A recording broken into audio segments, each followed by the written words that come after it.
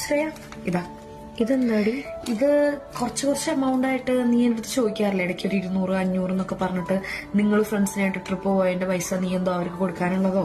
പിന്നെ നീ എന്റെ കാർ എടുത്തുകൊണ്ട് പോകുമ്പോഴത്തേന് ഞാൻ കുറച്ച് പെട്രോൾ അടിച്ചിടാറുണ്ടായിരുന്നു. അപ്പൊ അത് യൂസ് ചെയ്യണേന്റെ പിന്നെ നമ്മൾ ഫുഡ് കഴിക്കാൻ പോകുമ്പോഴത്തേനും നിങ്ങളുടെയൊക്കെ പൈസ ഞാൻ പേ ചെയ്തിട്ടുണ്ടായിരുന്നല്ലോ. സോ അതിന്റെയൊക്കെ എല്ലാം കൂടെ കൂട്ടി എഴുതിയിട്ടില്ല. നീ എന്നോട് കണക്ക് പറയാ. ആർക്കും പൈസ വെറുതെ ഒന്നും കിട്ടുന്നല്ലോ ശ്രേയ. സോ നീ എനിക്കതൊക്കെ ഗൂഗിൾ പേ ചെയ്ത് തന്നാൽ മതി. പെട്ടെന്ന് വേണേ. ശരി. ഇനി നിന്റെ കാറൊന്ന് വേണമായിരുന്നു. കീ എവിടെ വെച്ചേ? നിന്റെ ഫോണിൽ ഊബർ ഇല്ലേ?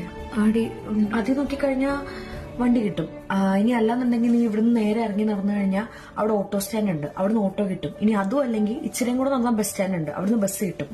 അങ്ങനെ പൊക്കോ. എടി, ഇന്നലെ എന്റെ ബർത്ത്ഡേ ആയിരുന്നു കേട്ടോ. നീ മാത്രം വിഷ് ചെയ്തിട്ടുണ്ടായിരുന്നില്ല. ഓ, ഇന്നലെ നിന്റെ ബർത്ത്ഡേ ആയിരുന്നോ? ഓ, മറന്നല്ലേ? നിനക്കൊക്കെ മാത്രമല്ലല്ലോ ആ സാധനം. എനിക്ക് പിന്നെ അതൊന്നും ഇല്ലല്ലോ. നീ എന്താടി ഞാൻ വിളിച്ചിട്ട് ഫോൺ എടുക്കാഞ്ഞേ? എനിക്ക് ഫോൺ എടുക്കാൻ തോന്നിയില്ല. എത്ര തവണ വിളിച്ചു എന്നറിയോ? എന്തെങ്കിലും ആവശ്യം ഉണ്ടായിരുന്നോ? ആവശ്യമുള്ളപ്പോ മാത്രമാണോ ഞാൻ വിളിക്കാറ്? നീ എന്തെങ്കിലും സംസാരിക്കുന്നേ? ഈ ആവശ്യമില്ലാത്ത ആൾക്കാരോട് സംസാരിച്ച് എന്റെ നല്ല സമയം കളയേണ്ടെന്ന് എനിക്ക് തോന്നി. നീ എന്താടി ഒരുമാതിരി കുട്ടികളെ പോലെ ബിഹേവ് ചെയ്യുന്നേ? കുട്ടികളെ പോലെ? എന്താടി, ഈഗോ ആണോ? ഇത് ഈഗോ അല്ല, സെൽഫ് റെസ്പെക്റ്റാ. നിന്റെയൊക്കെ പിന്നാലെ ഒരു പട്ടീനെ പോലെ ഞാൻ നടന്നിട്ടുണ്ടായിരുന്നില്ലേ എല്ലാ കാര്യത്തിനും? നിന്റെയൊക്കെ സന്തോഷത്തിന് വേണ്ടി എല്ലാ കാര്യവും ഞാൻ ചെയ്തു തന്നിട്ടുണ്ടായിരുന്നില്ലേ? അതൊന്നും നിന്റെയൊക്കെ അടുത്തുനിന്ന് എനിക്ക് വലിയ വലിയ സാധനങ്ങൾ കിട്ടുമെന്നോ വിലപിടിപ്പുള്ള സാധനങ്ങൾ കിട്ടുമെന്നും പ്രതീക്ഷിച്ചിട്ടൊന്നും അല്ല.